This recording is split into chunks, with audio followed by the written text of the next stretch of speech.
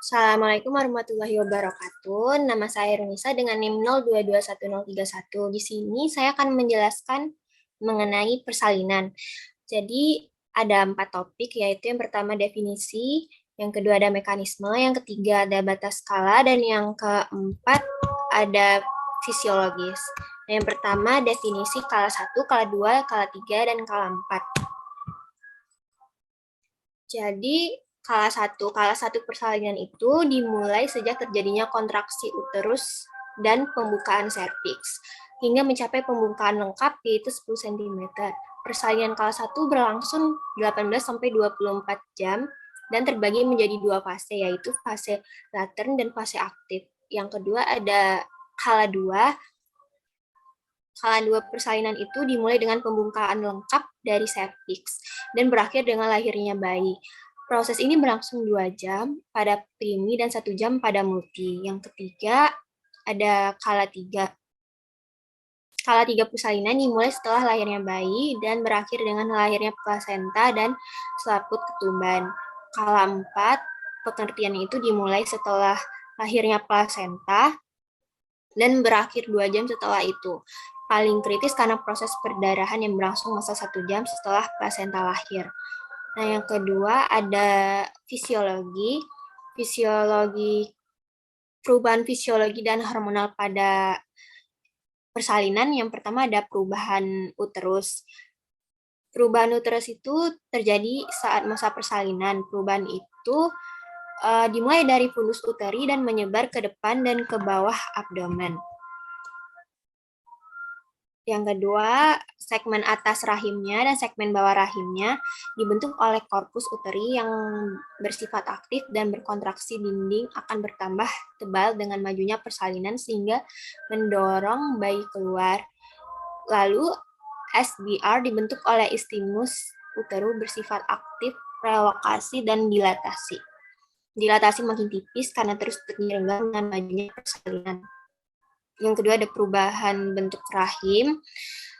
Setiap terjadi kontraksi, sumbu panjang rahim bertambah panjang, sedangkan ukuran melintang dan ukuran muka belakang berkurang. Pengaruh perubahan bentuk rahim ini yaitu ukurannya melintang menjadi turun. Akibatnya lengkungan punggung bayi turun menjadi lurus, bagian atas bayi tertekan fundus, dan bagian tertekan pintu atas panggul. 2. Rahim bertambah panjang sehingga otot-otot memanjang, direnggang, dan terenggang, dan menarik. Lalu ada perubahan serviks. Perubahan serviks ini ada 1 pendataran serviks, yang kedua ada pembukaan serviks, yaitu maksudnya pembesaran dari ostium externum yang tadinya berupa suatu lubang dengan diameter beberapa milimeter menjadi lubang dengan diameter kira-kira 10 cm yang dapat dilalui bayi. Saat pembukaan lengkap, bibir posio tidak teraba lagi. SBR, serviks dan vagina telah merupakan satu saluran. Yang keempat, ada perubahan pada sistem urinaria. Pada akhir bulan ke-9, pemeriksaan fundus uteri menjadi lebih rendah. Kepala janin mulai masuk pintu atas panggul dan menyebabkan kandung kemih kencing tertekan sehingga merangsang ibu untuk sering kencing. Pada skala 1, adanya kontraksi uterus atau HIS menyebabkan kandung kencing semakin tertekan. Lalu ada perubahan pada vagina dan dasar panggul. Pada skala 1, ketuban ikut merenggangkan bagian atas vagina sehingga dapat dilalui bayi. 2. Setelah ketuban pecah, setelah ketuban itu pecah, segala perubahan terutama pada dasar panggul yang ditimbulkan oleh bagian depan bayi menjadi saluran dengan dinding yang tipis.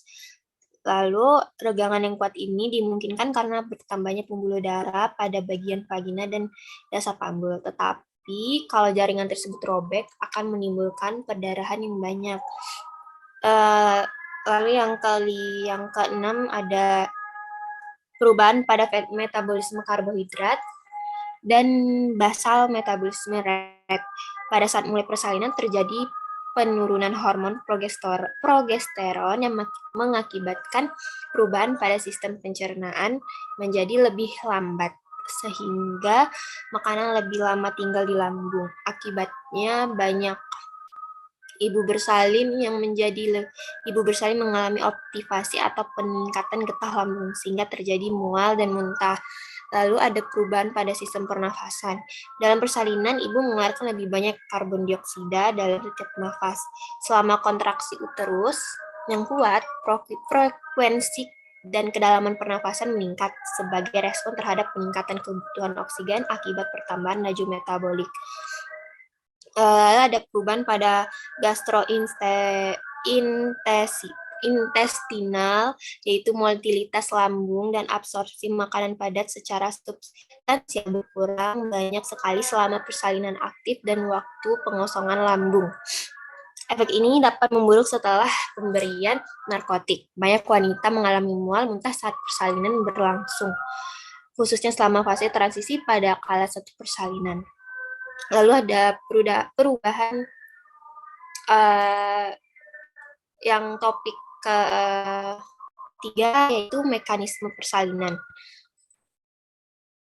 Nah, mekanisme persalinan itu yang pertama, kala 1, turun kepala dibagi dalam beberapa fase. Nah, fasenya itu ada masuknya kepala janin dalam pinggul atas panggul, lalu terutama pada bagian prima gravida. Terus asintilismus posterior itu adalah posisi sutura sagittalis mendekati simfisis dan os parietal belakang lebih rendah dari os parietal depan. Lalu asintilismus anteriornya posisi sutura sagittalis mendekati promontorium sehingga os parietal depan lebih rendah dari os parietal belakang.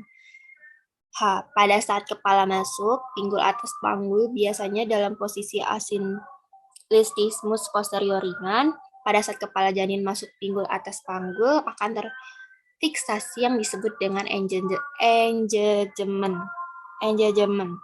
Lalu yang kedua, masuknya kepala janin. Masuknya kepala janin pada primigravida, majunya kepala terjadi setelah kepala masuk ke dalam rongga panggul dan biasanya baru mulai pada kala 2. Pada multigravida, majunya kepala dan masuknya kepala dalam rongga panggul terjadi bersamaan. Lalu majunya kepala bersamaan dengan gerakan-gerakan yang lain, yaitu fleksi, putaran faksi dalam, dan ekstensi. Majunya kepala disebabkan karena tekanan cairan intrauterin, tekanan langsung oleh fundus uteri oleh bokong, kekuatan mengejan dan melurusnya badan bayi oleh perubahan bentuk rahim. Lalu ada fleksi. Fleksi kepala janin itu memasuki ruang panggul dengan ukuran paling kecil, yaitu dengan diameter suboccipito-brakematicus, menggantikan suboccipito-frontalis. Fleksi disebabkan karena janin itu didorong maju dan sebaliknya mendapat tahanan dari pinggir serviks, dinding panggul atau dosat panggul akibat adanya dorongan di atas kepala janin menjadi fleksi karena momen yang menimbulkan fleksi lebih besar daripada momen yang menimbulkan defleksi. Lalu ada putaran faksi dalam. Putaran faksi dalam itu adalah pemutaran dari bagian depan sedemikian rupa sehingga bagian terendah dari bagian depan memutar ke depan ke bawah simfisis. Lalu ada ekstensi. Setelah putaran faksi dalam selesai dan kepala sampai di dasar panggul, terjadilah ekstensi atau defleksi dari kepala. Hal ini disebabkan karena sumbu jalan lahir pada pintu bawah panggul mengarah ke depan di atas, sehingga kepala harus mengadakan ekstensi untuk dapat melewati pintu bawah panggul.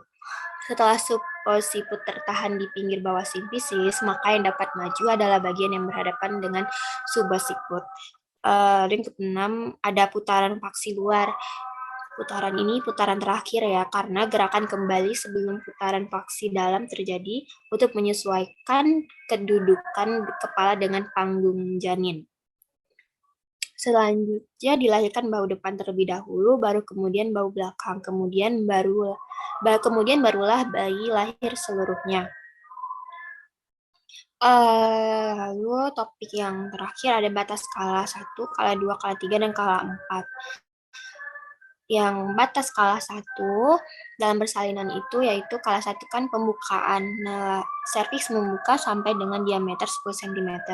Skala 2 yaitu pengeluaran mulai pembukaan lengkap sampai bayi dilahirkan. Skala 3 yaitu URI, plasenta terlepas dan dilahirkan. Skala 4 mulai dari plasenta lahir sampai 2 jam sesudahnya. Sumber dari presentasi yang saya lakukan sekarang yaitu Departemen Kesehatan RI 2012.